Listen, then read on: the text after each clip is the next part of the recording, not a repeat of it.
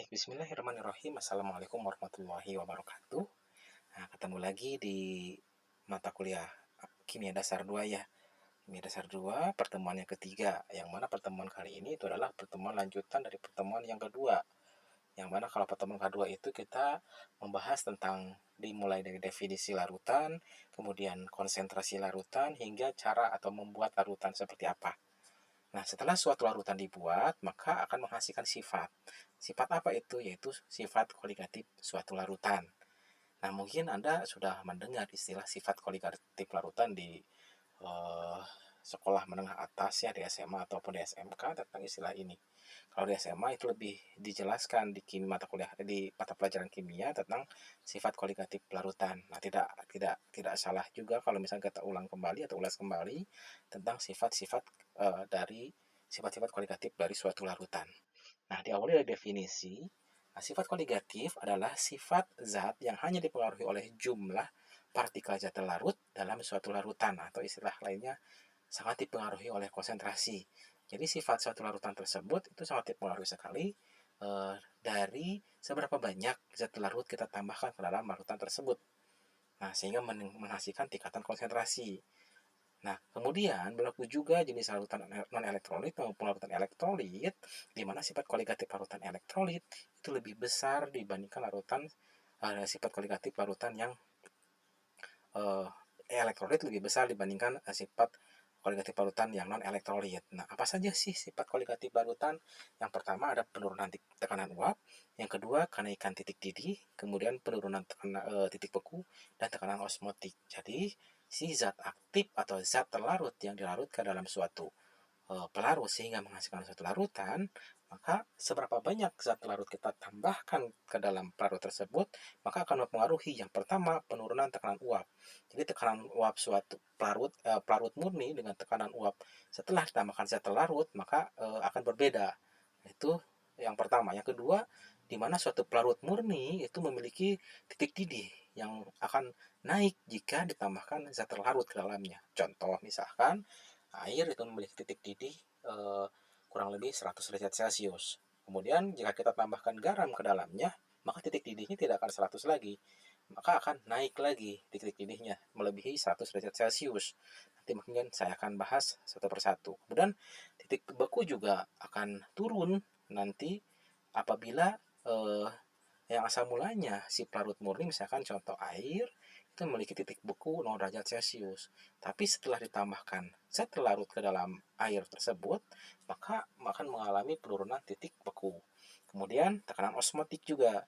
Jadi seberapa banyak zat yang terlarut di dalam suatu pelarut nanti akan mempengaruhi terhadap konsentrasi. Jadi kemampuan pelarut berpindah melewati membran semi permeabel itu sangat dipengaruhi oleh zat yang terlarut di dalamnya gitu. Nah, kemudian di sini ada diagram fasa di mana hubungan antara tekanan dan suhu. Di sini ada tekanan dan suhu. Kemudian di sini ada perubahan atau penurunan tekanan uap, kenaikan titik didih, kemudian penurunan titik beku di sini. Nah, di sini juga ada yang dimaksud dengan FI. Di sini FI itu adalah garis beku. Nah, F itu adalah garis beku ke sini. Kemudian ada titik beku itu adalah F itu sendiri. Kemudian ada G itu adalah titik didih pelarut yang ini. Tapi jika G sampai I itu ialah garis didih. Kemudian di sini titik I merupakan titik yang menunjukkan kesetimbangan fasa antara fase padat yang sebelah sini, fase cair, dan fase gas. Nah, titik ini adalah titik persimpangan di mana titik tersebut merupakan titik yang juga menunjukkan tekanan uap larut murni. Jadi di mana merupakan kesetimbangan antara fase padat, fase cair, dan fase gas. Nah, jika ke dalam suatu analoginya gini, jika ada pelarut air, kemudian ditambahkan suatu zat terlarut ke dalam air tersebut, maka akan terjadi penurunan tekanan uap. Nah, yang ini kemudian penurunan tekanan uapnya dari I ke J, dari I ke sini turun ke sini. Oke, saya hapus dulu penurunan tekanan uap. Oke, saya hapus dulu sebentar supaya kelihatan.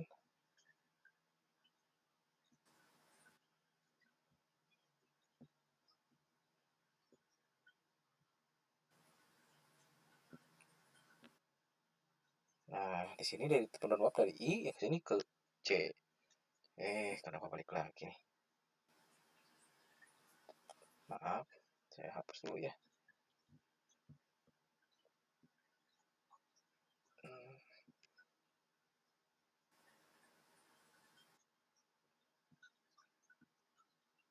Nah, ini rasanya. Nah, udah kayak gini.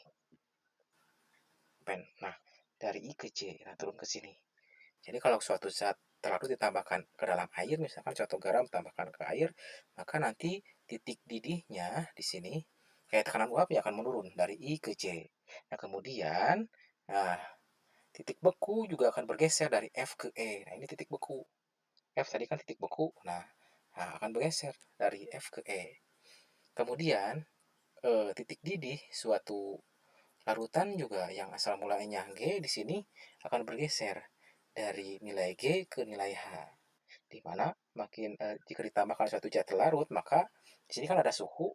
Nah, suhu maka jika ditambahkan zat larut, maka suhu titik didihnya akan bergeser dari titik C ke D di sini suhunya, atau dari G ke H itu perubahan titik didihnya. Makanya dapat disimpulkan di sini bahwa adanya penurunan tekanan uap menyebabkan terjadinya penurunan titik beku dan kenaikan titik didih. Kemudian berikutnya, di sini ada penurunan tekanan uap yang pertama tadi ya. Nah, tekanan uap ini menunjukkan kecenderungan suatu cairan untuk menguap pada suhu tertentu.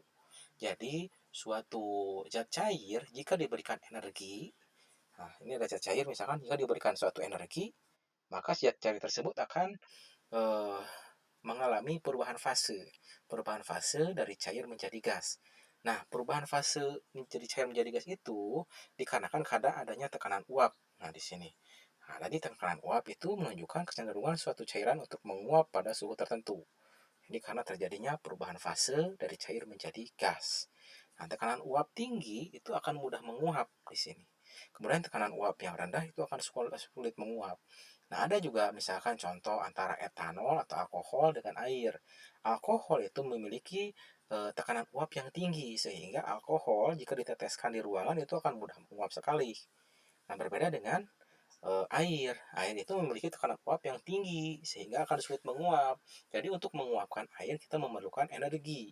Memerlukan energi atau menambahkan suhu ke dalam air tersebut sehingga perubahan fase dari cair menjadi gas itu lebih mudah. Atau dengan kata lain, air itu dalam suatu wadah itu mengalami ikatan partikel sejenis. Nah, jika misalkan ada suhu, maka ikatan tersebut akan merenggang, bahkan terputus. Terputusnya ikatan tersebut, maka akan menyebabkan terjadinya pelepasan molekul air dari dalam wadah atau dari permukaan air ke udara. Atau istilah lainnya, terjadi perubahan fase dari cair menjadi gas. Nah, penurunan tekanan uap, nah ini dalam suatu keadaan tertentu, pada suatu cairan akan terbentuk suatu sistem kesetimbangan antara cairan dan uapnya. Besarnya kemampuan molekul cairan untuk meninggalkan molekul cairannya pada tekanan ini disebut tekanan uap jenuh pelarut. Nah, jadi tekanan uap jenuh pelarut itu, suatu pelarut ialah besarnya kemampuan suatu molekul cairan untuk meninggalkan molekul cairan pada keadaan eh, ini disebut tekanan uap jenuh pelarut murni. Jadi pelarut tanpa adanya zat terlarut di dalamnya.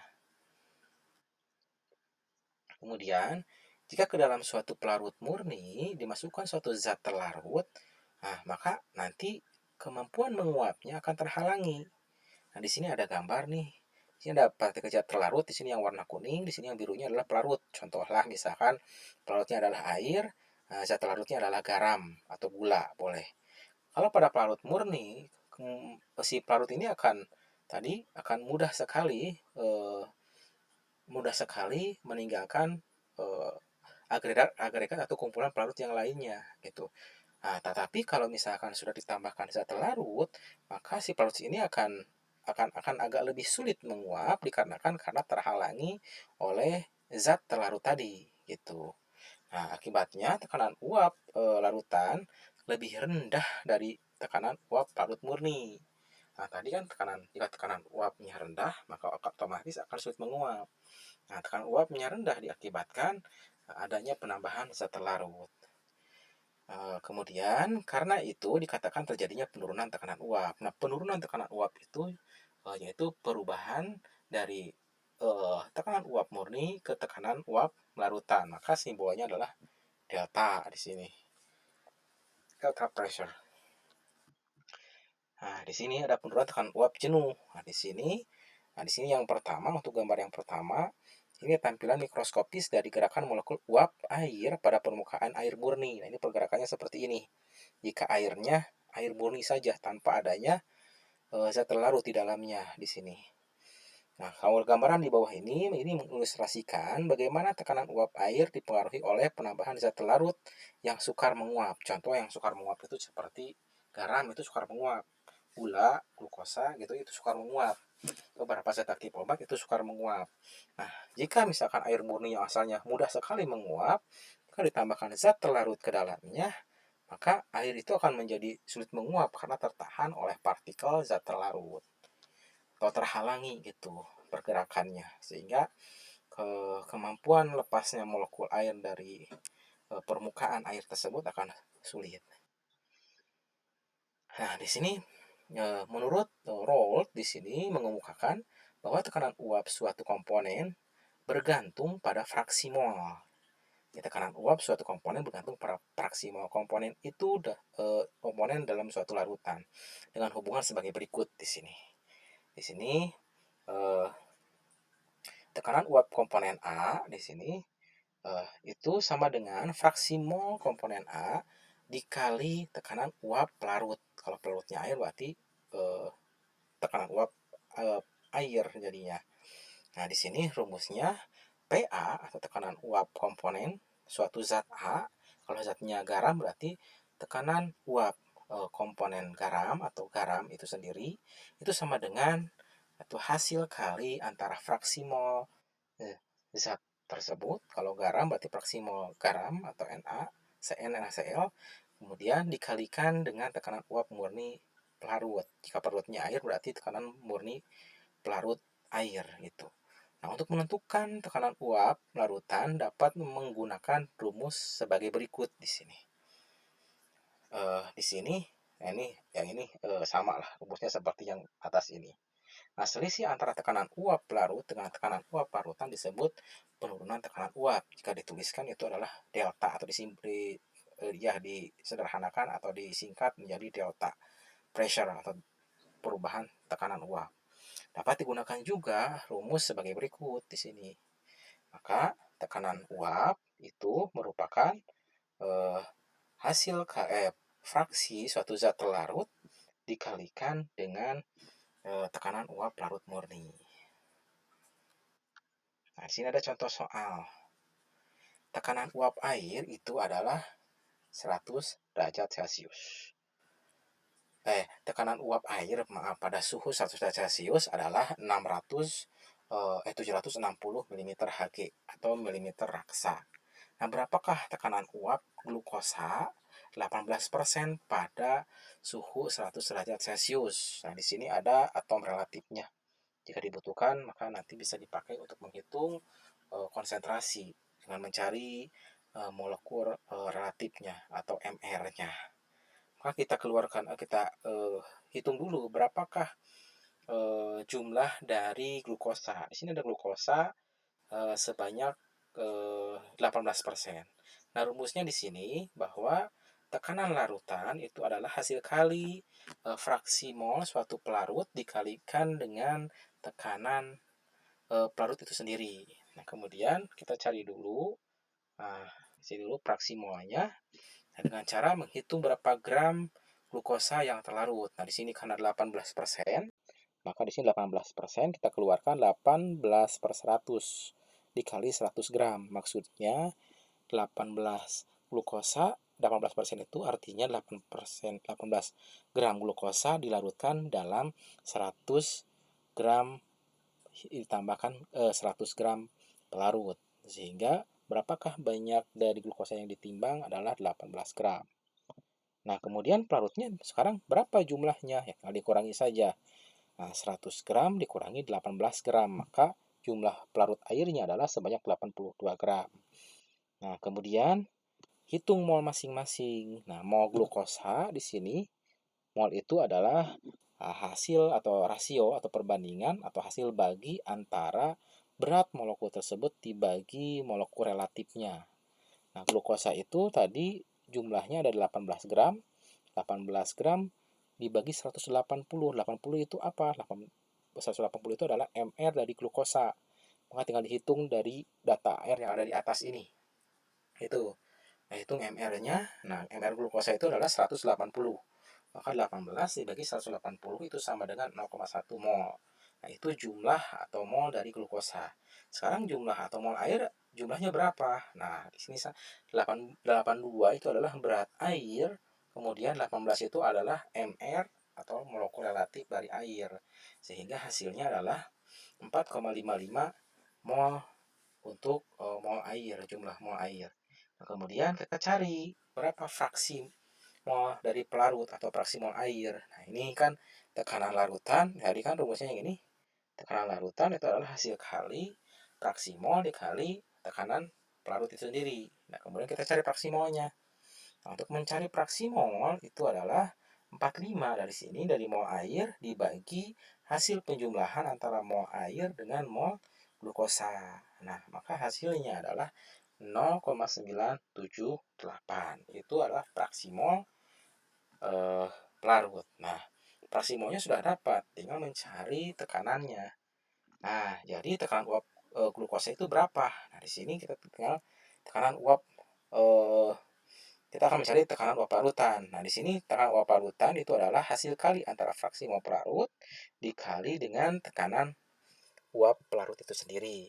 Nah, tekanan pelarut itu sendiri adalah 600 mm raksa. Nah, kemudian fraksi molnya adalah 0,978. Maka tinggal dikalikan, maka hasilnya adalah 743,28 mm Hg atau milimeter raksa. Itu tekanan larutannya. Kemudian contoh yang kedua di sini. Suatu cairan murni, kalau misalkan diibaratkannya air, itu adalah cairan murni. Alkohol itu cairan murni. Jadi istilahnya cairan murni itu adalah suatu pelarut. Suatu cairan murni mempunyai tekanan uap 50 mm raksa atau 50 mm Hg pada 25 derajat Celcius. Nah, kemudian hitung tekanan uap jika 6 mol zat ini dicampur dengan 4 mol suatu zat non-elektrolit yang tidak menguap. Nah, maka cara menentukannya, kita hitung dulu fraksi mol dari eh, kita hitung dulu di sini tekanan uap dari zat yang dicampurkan atau zat yang dicampurkan ke dalam pelarut itu. Maka untuk menghitung fraksi molnya, nah 4 mol dibagi, oh maaf, ini bukan 60 mol ya, 4 mol dibagi 10, ini 10 mol, 4 mol dibagi 10 mol. Nah, 10 mol itu hasil penjumlahan antara 6 mol ditambah 4 mol gitu. Ini bukan 60 mol, mohon maaf. Di sini berarti 4 mol dibagi 6 ditambah 4 mol berarti 4 dibagi 10 itu sama dengan 0,4 atau 2/5-nya gitu. Maka berapakah perubahan tekanan uapnya? Nah, ini perubahan tekanan uap itu hasil kali antara tekanan uap murni dikali fraksi mol. Nah, di sini itu sama dengan 2,5 itu 2/5 itu 2/5 itu adalah tekanan fraksi mol dari senyawa itu ya, atau zat terlarut, zat yang dilarutkan dikalikan 50 mm Hg. 50 mm Hg itu adalah tekanan uap pelarut itu sendiri. Nah, gitu. Jadi kalau sekarang mengalihkan, maka ya pakai yang ini, 0,4 dikali 50 itu sama dengan 20 mm raksa tekanan atau perubahan tekanan uapnya atau penurunan tekanan uapnya. Maka bisa dicari. Nah, berapa tekanan uap zat tersebut? Nah, kali-kalikan saja. 50 mm Hg itu adalah tekanan uap dari pelarut murni dikurangi 20 mm Hg atau perubahan tekanan uapnya. Maka hasilnya 30 mm raksa. Itu adalah tekanan uap zat terlarut. Kalau zat terlarutnya contohnya eh, glukosa. Nah, glukosa kan non elektrolit ya.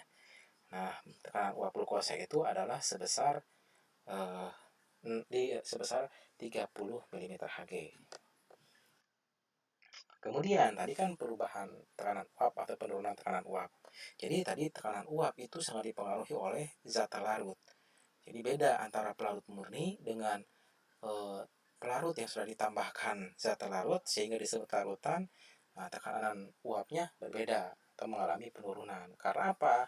Jadi suatu pelarut itu akan sulit untuk menguap karena tadi terhalang. Nah, tekanannya tertahan oleh zat larut yang dimasukkan ke dalam pelarut itu sendiri. Kemudian ada kaitannya juga antara tekanan uap dengan titik didih. Nah, jika suatu zat ditambahkan ke dalam suatu pelarut, maka akan menghasilkan suatu larutan yang titik didihnya berbeda. Kalau misalkan pelarut murni tadi itu adalah titik didihnya, contoh air itu titik didihnya adalah 100 derajat Celcius. Jika ditambahkan zat larut, maka titik didihnya akan lebih dari 100 derajat Celcius. Kenapa? Karena ada kaitan tadi dengan tekanan. Nah, ada kaitan dengan tekanan uap dari larutan. Terganggu tekanannya sehingga air dikatakan mendidih di sini jika bisa, jadi tekanan air dikatakan mendidih jika tekanan udara di luar sistem atau luar air dengan tekanan uap cairan itu sendiri, di mana tekanan uap dari luarnya lebih tinggi dibandingkan tekanan uap cairan.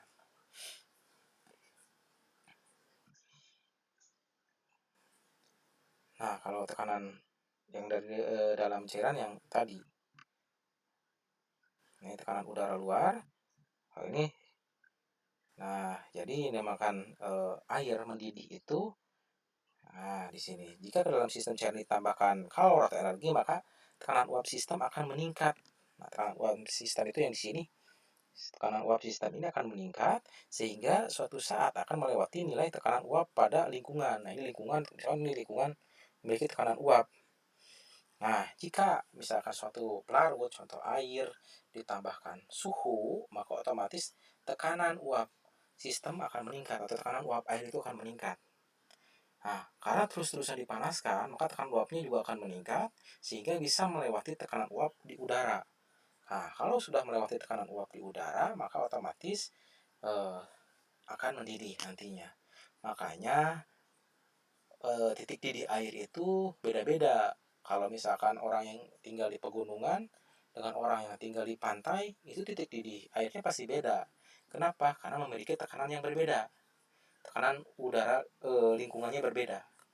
Kalau misalkan di pegunungan mungkin tekanan lingkungannya lebih tinggi, misalkan karena berada di jauh dari permukaan laut. Kalau misalkan di pantai karena dekat dari permukaan laut, mungkin tekanan lingkungannya lebih rendah mungkin, sehingga nantinya titik didihnya juga akan berbeda dengan titik didih yang orang yang berada di pegunungan. Nah, ini jika suatu energi ditambahkan ke dalam suatu pelarut, maka tekanan uapnya akan meningkat sehingga suatu saat akan melewati titik didih eh, titik didih tekanan uap dari lingkungan sehingga air akan menguap atau mendidih. Nah, suatu keadaan di mana tekanan uap sistem lebih besar dari tekanan uap lingkungan itulah yang disebut dengan mendidih. Nah, dan suhu di mana nilai tekanan sistem tepat nilai tepat lebih tepat pada tekanan lingkungan disebut titik didih. Jadi sama gitu. Di mana tekanan tekanan sistem dengan tekanan lingkungan itu berada pada posisi yang sama, itu dinamakan titik didih. Nah, tadi sangat dipengaruhi kan ya. Titik didih juga akan meningkat jika ke dalam suatu pelarut murni ditambahkan zat larut. Nah, ini juga ada kaitannya juga dengan partikel dengan tekanan tadi. Nah, jika misalkan di sini pelarut murni, itu akan lebih mudah meninggalkan pelarut atau ikatan antara pelarut yang sejenisnya itu akan mudah terlepas jika diberikan suatu energi, misalkan dipanaskan. Akan tetapi jika setelah ditambahkan zat larut, maka nanti tekanannya itu akan dipengaruhi oleh zat larut yang ada di dalam uh, pelarut itu sendiri, sehingga yang asal mulanya titik didihnya misalkan 100 derajat Celcius, setelah tambahkan zat pelarut akan meningkat, membutuhkan energi yang lebih tinggi lagi untuk menguapkan pelarut itu. Kenapa? Karena tadi ada kaitannya dengan tekanan. Nah, jika misalkan tambahkan zat pelarut, maka tekanannya akan menurun nanti dan akan sulit menguap si pelarutnya atau terlepas dari partikel yang sejenis. Kalau air itu partikel sejenisnya dengan molekul air itu sendiri akan sulit lepas nanti.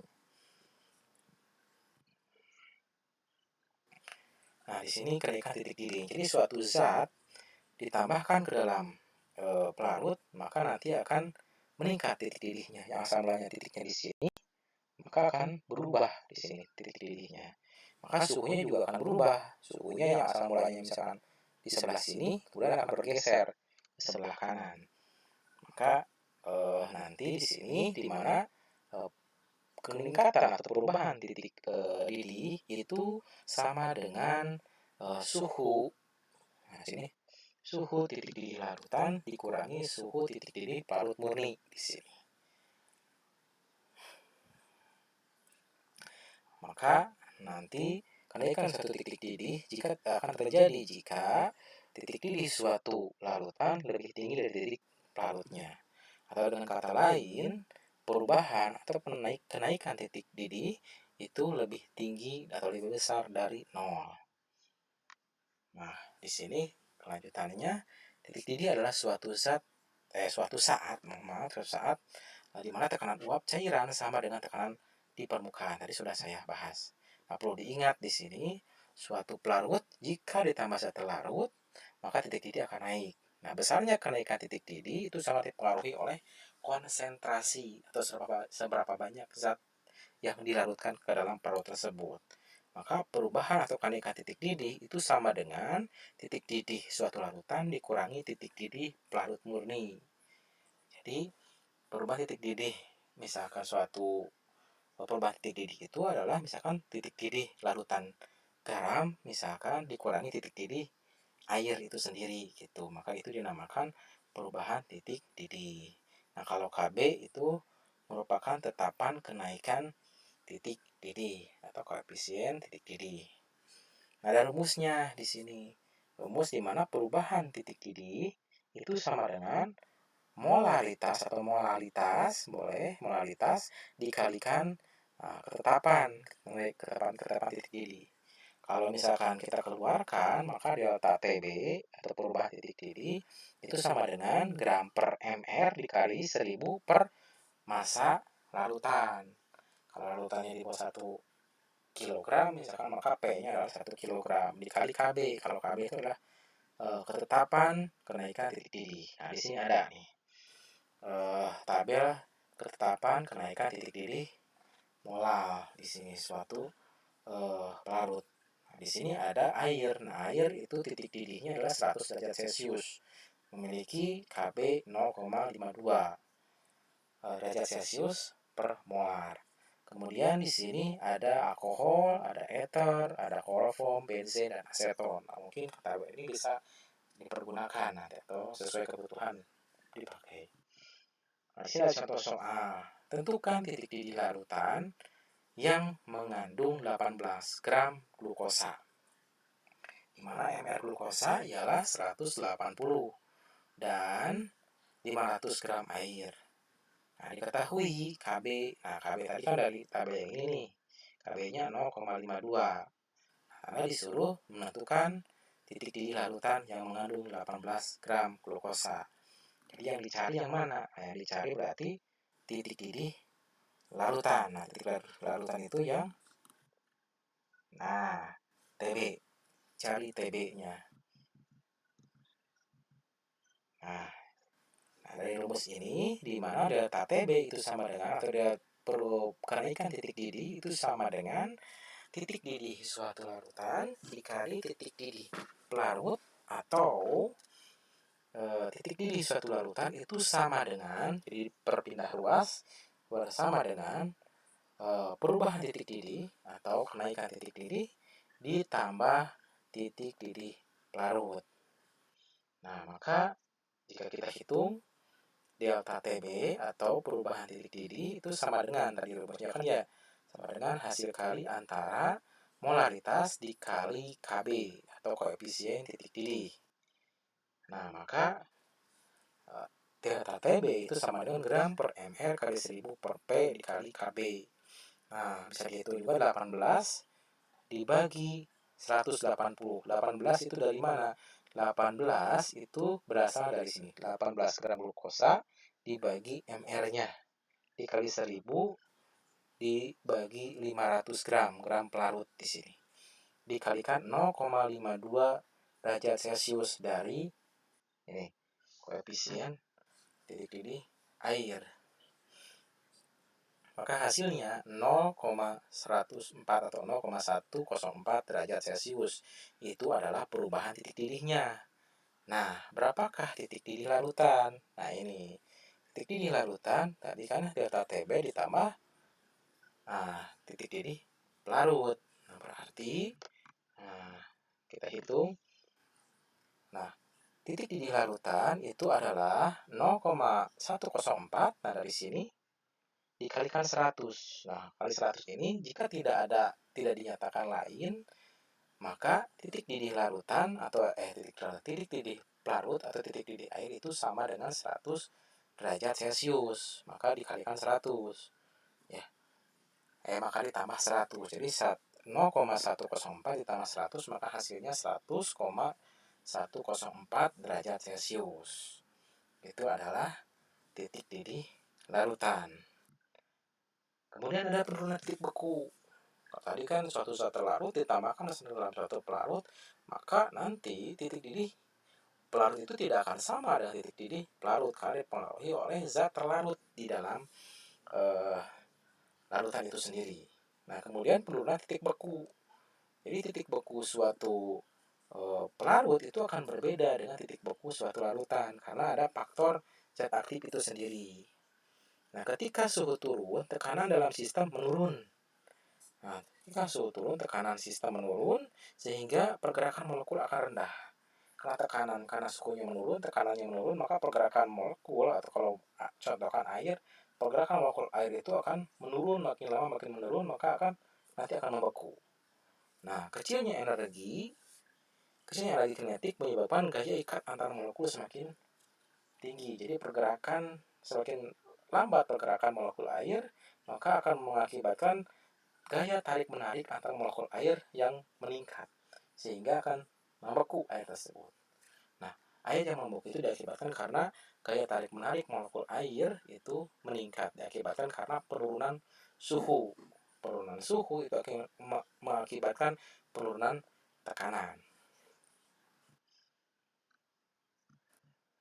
Nah, titik beku dari suatu cairan atau larutan adalah suhu pada saat tekanan uap cairan atau larutan itu sama dengan tekanan uap pelarut padat murni. Itu definisi dari titik beku suatu cairan atau larutan. Nah, di sini penurunan titik beku sama halnya seperti penurunan tekanan uap dan kenaikan titik didih di mana di sini sebelah sini itu adalah bagian sini adalah liquid, bagian ini adalah solid. Jika misalkan air itu ditambahkan suatu zat terlarut, maka nanti akan terjadi pergeseran. Pergeseran di sini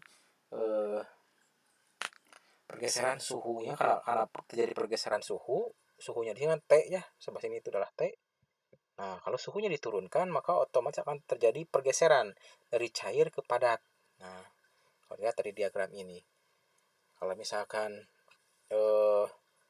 tidak diturunkan suhunya maka tidak akan mengalami perubahan fase dari cair menjadi padat.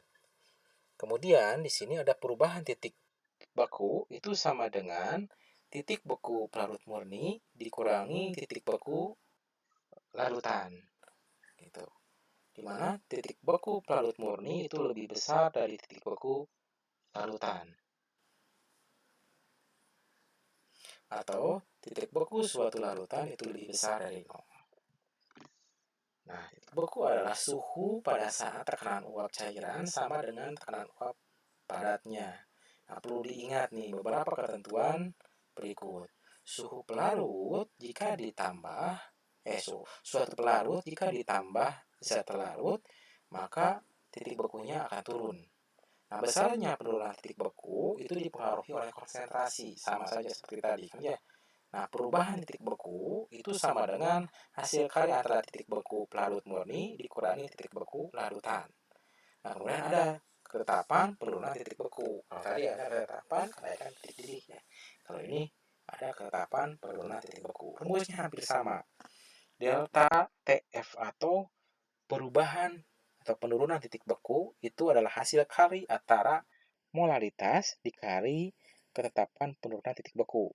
Kalau kita keluarkan molaritasnya, maka perubahan atau penurunan titik beku itu sama dengan gram per mr kali 1000 per massa pelarut atau larutan dikali konsentrasi dikali tetapan penurunan titik beku. Maaf banyak salah. Ini udah malam soalnya nih. Tidak ada error si penglihatan saya.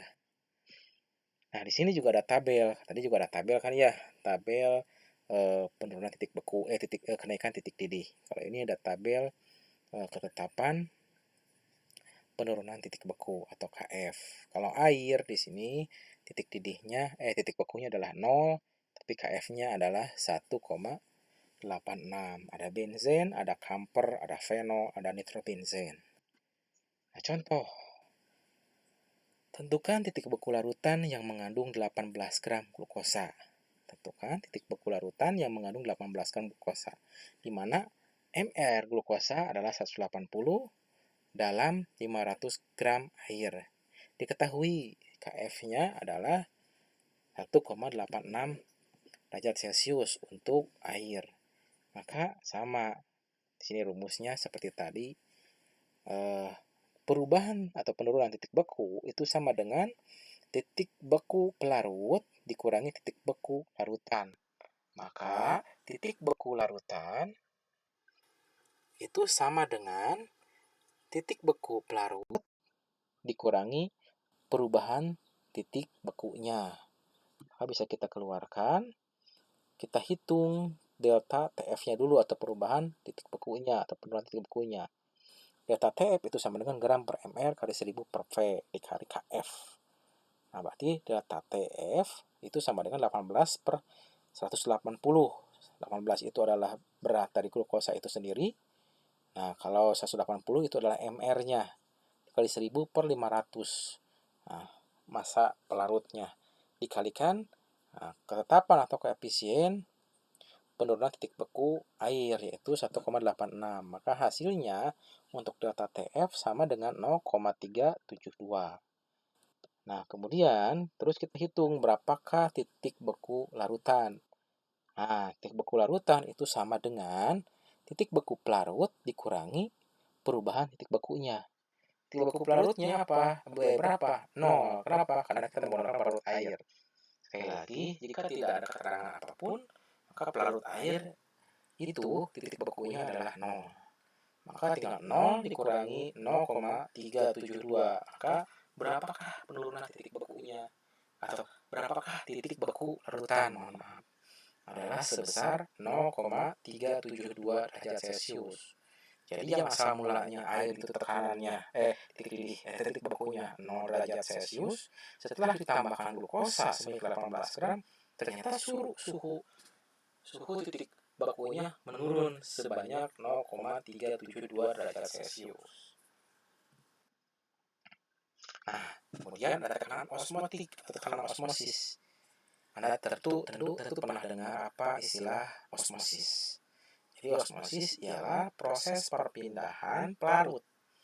Nah, proses perpindahan pelarut dari larutan yang encer ke larutan yang pekat, gitu intinya. Atau dengan kata lain, perpindahan suatu pelarut dari konsentrasi tinggi ke konsentrasi rendah ke tinggi atau intensitas rendah ke tinggi. Nah, melalui suatu membran, tetapi kalau osmosis itu melalui membran semi permeabel, di mana membran semi permeabel itu adalah suatu membran yang hanya bisa dilewati oleh pelarut saja, tapi tidak bisa dilewati oleh zat larut. Kalau misalkan zat larutnya adalah garam, maka yang bisa lewatnya atau pelarutnya air, zat larutnya garam, maka yang bisa melewati membran tersebut hanya air saja, tapi garam tidak bisa melewati membran tersebut. Nah, ini adalah membrannya. Nah, eh, di sini misalkan ada zat yang memiliki konsentrasi tinggi. Di sini zat yang memiliki atau larutan yang konsentrasinya rendah. Tadi si pelarut ini akan berpindah ke konsentrasi tinggi secara spontan melalui membran semi permeabel, sehingga jumlah pelarut di bagian kanan itu akan meningkat.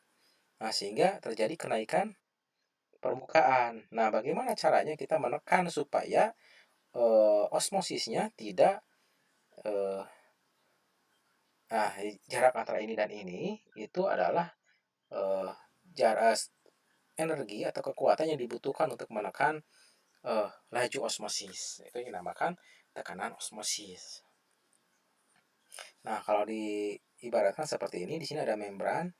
Nah, membrannya itu memiliki pori-pori yang sangat kecil.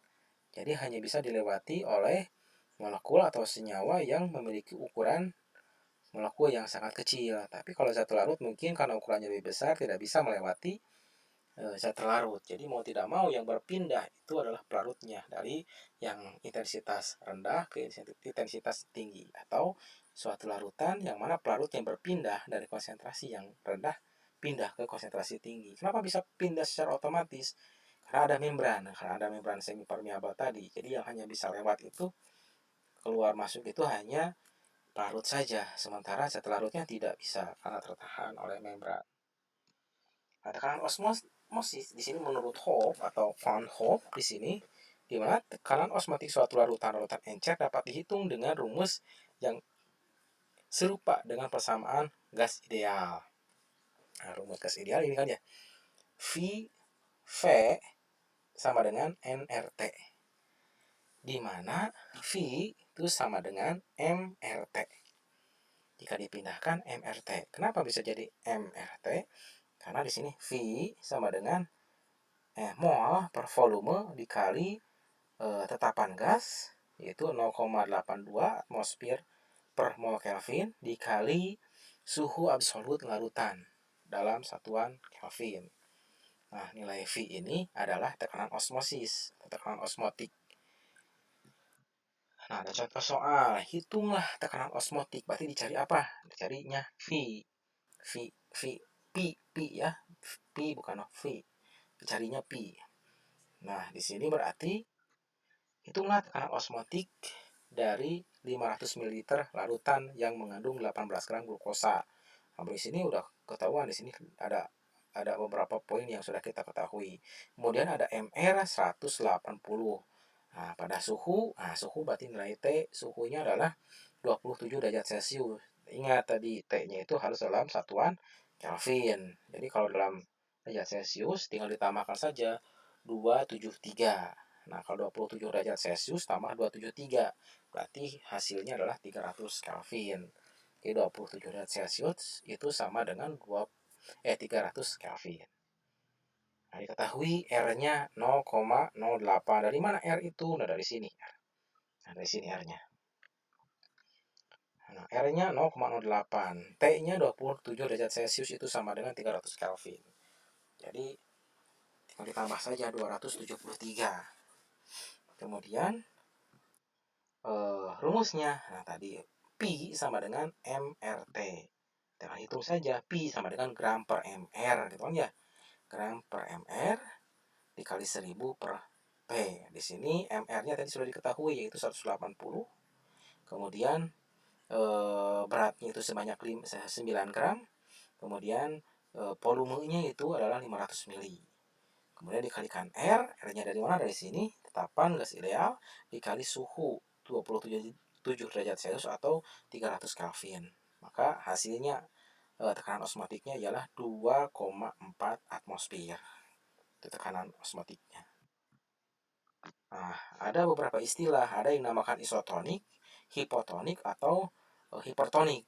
Nah, kalau misalkan di dunia farmasi, itu biasanya istilah-istilah ini dipergunakan untuk sediaan liquid. Nah, biasanya sediaan liquid steril. Nah, pertimbangan ini harus diperhatikan atau harus menjadi perhatian khusus. Kenapa? Karena kalau misalkan tidak memenuhi tonisitasnya, maka nanti tubuh kita akan bisa saja mengalami kerusakan atau lisis. Contoh misalkan sediaan injeksi atau sediaan infus. Nah, larutan infus itu memiliki tonisitas 0,9. Nah, 0,9 itu di mana larutan itu isotonis, tonisitasnya 0,9, di mana tonisitas di dalam sel sama di luar sel itu sama 0,9. Sehingga disebut isotonik, makanya ada minuman isotonik. Nah, minuman isotonik itu konsentrasinya 0,9. Nah, 0,9 itu maksudnya di mana eh, konsentrasi di zat atau jumlah pelarut di dalam sel sehingga dengan pelarut tidak di luar sel itu sama. Nah, jadi sel tidak akan mengalami apapun. Tapi kalau misalkan hipotonik, di mana konsentrasi di dalam sel itu lebih rendah dibandingkan konsentrasi di luar sel, sehingga nanti sel itu akan uh, cairan yang dari luar sel itu akan masuk ke dalam sel, sehingga selnya itu akan mengembung. Setelah mengembung bisa saja mengalami lisis atau pecah. Jadi tidak boleh kalau sediaan parenteral infus itu sifatnya konsentrasinya atau tonisitasnya tinggi atau lebih tinggi daripada tonisitas di dalam sel. Kemudian ada juga hipertonik, di mana konsentrasi di dalam sel atau jumlah pelarut di dalam sel itu lebih tinggi dibandingkan jumlah pelarut di luar sel. Apa yang diakibatkan atau akibatnya apa? Nanti selnya akan mengeluarkan cairan dan mengkerut. Nah, mengkerut itu mungkin saja sel bisa kembali normal dengan adanya cairan yang masuk ke dalam sel, ataupun tetap saja sel mengkerut dan selnya mengalami mati juga kalau misalkan dalam waktu yang lama selnya mengkerut.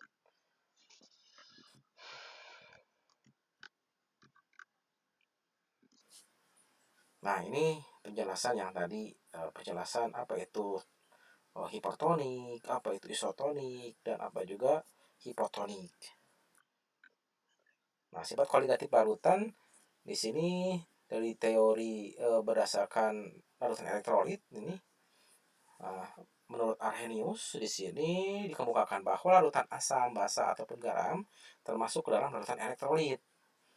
Nah, larutan elektrolit yaitu larutan yang dapat terionisasi atau terurai menjadi ion-ion.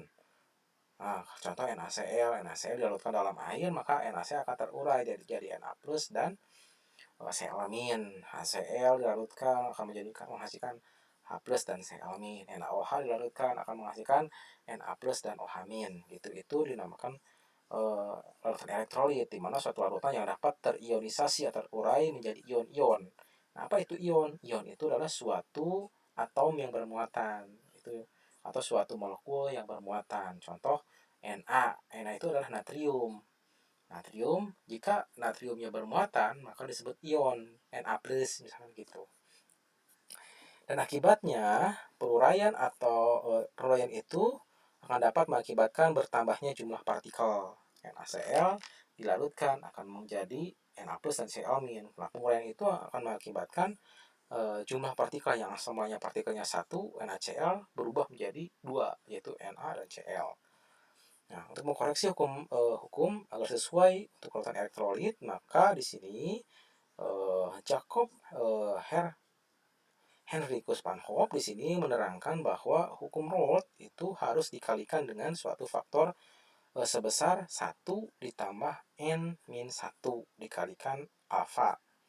Nah, kemudian di sini atau diberi lambang I disebut faktor Van Hoff di sini. Di sini di mana N merupakan jumlah ion, itu sama dengan derajat ionisasi. Nah, maka di sini nilai apa, yaitu jumlah atau mol zat terionisasi dibagi jumlah mol zat yang dilarutkan. Nah, di sini hubungan antara I dengan persen ionisasi. Persen ionisasi atau alfa adalah sebagai berikut, di mana N adalah jumlah ion. Misal di sini CaCl 2, berapa jumlah ionnya? 3. Kenapa 3? Ada Ca+ dan 2 Cl-. Jadi Cl-nya ada 2. Kalsium plusnya ada 1. KCl itu akan menghasilkan 2 ion, di mana akan melepaskan ion K+ dan Cl-. Kemudian FeCl3 akan menghasilkan 4 ion, 1 ion Fe dan 3 ion Cl- atau ion Cl. Kemudian derajat ionisasi atau alfa Nah, derajat ionisasi itu di mana jika N-nya sama dengan 2 disebut biner, N-nya sama dengan 3 disebut terner, 4 kuaterner, dan selanjutnya. Nah, untuk derajat ionisasi yang sama dengan 1, maka itu disebut elektrolit kuat. Nah, di sini jika derajat ionisasinya sama dengan 1 atau jumlah mol yang terionisasi itu sama dengan jumlah mol zat yang dilarutkan, misalkan jumlah mol Na plus dan Cl- itu sama jumlahnya dengan jumlah mol NaCl, maka akan menghasilkan derajat ionisasi sama dengan 1. Tapi kalau misalkan non elektrolit, di mana nilai derajat ionisasinya sama dengan 0. Jadi jumlah mol zat yang terionisasi itu tidak ada dibagi dengan jumlah mol zat yang dilarutkan. Contoh glukosa. Glukosa itu non elektrolit. Kenapa? Karena jika kita nimbang glukosa sebanyak 1 gram dilarutkan dalam air, maka tidak akan ada yang terionisasi. Maka eh, koefisien atau derajat ionisasinya sama dengan 0. Nah, kalau misalkan ada elektrolit lemah, contoh CH3COOH. Karena apa? CH3COOH itu hanya menghasilkan 2 ion, yaitu CH3COO plus dan CH3COO min ditambah H plus. Maaf, nah, jadi hanya menghasilkan 2 ion, padahal komponen penyusun CH3COOH banyak sekali. Ada C, H, hanya ada 3, kemudian C-nya lagi ada satu lagi, ada O, O, min saja cuma menghasilkan 1 ion. Plus H plus. Gitu. Maka elektrolitnya elektrolit lemah karena tidak terionisasi sempurna atau terionisasi sebagian. Nah, ini ada rumus-rumus sifat koligatif larutan elektrolit. Nah, sama saja hanya dikali I saja. Jadi ada nilai I tinggal dikalikan saja. Kan kalau tadi ada rumusnya ya untuk kenaikan titik didih, penurunan tekanan uap, kemudian penurunan titik beku, kemudian ada tekanan osmotik, itu sama saja rumusnya, tapi hanya dikalikan I saja. Untuk rumus sifat koligatif larutan yang sifatnya elektrolit. Di sini ada ringkasan atau rangkuman dari rumus-rumus yang tadi saya jelaskan. Kemudian di sini ada beberapa informasi yang mungkin bisa dibutuhkan. Di sini ada tekanan eh, tekanan titik didih, ada juga di sini ada KF tadi ya, KF, ada KB juga mungkin bisa dibutuhkan tabel ini sewaktu-waktu diperlukan. Mungkin saya cukupkan sekian untuk materi kali ini. Mohon maaf apabila ada kekurangan, khususnya dari saya, selalu penyaji. Apabila ada yang ingin ditanyakan, boleh silahkan ditanyakan. Supaya pertanyaannya itu bisa dijawab langsung, silahkan japri via WhatsApp saja. Karena kalau via komen di YouTube atau misalkan komen di Google Classroom, mungkin saya tidak atau jarang membuka Google Classroom ataupun jarang membuka YouTube. Jadi kalau benar-benar ingin menanyakan, ya boleh tanyakan lewat WhatsApp saja. Terima kasih. Wassalamualaikum warahmatullahi wabarakatuh.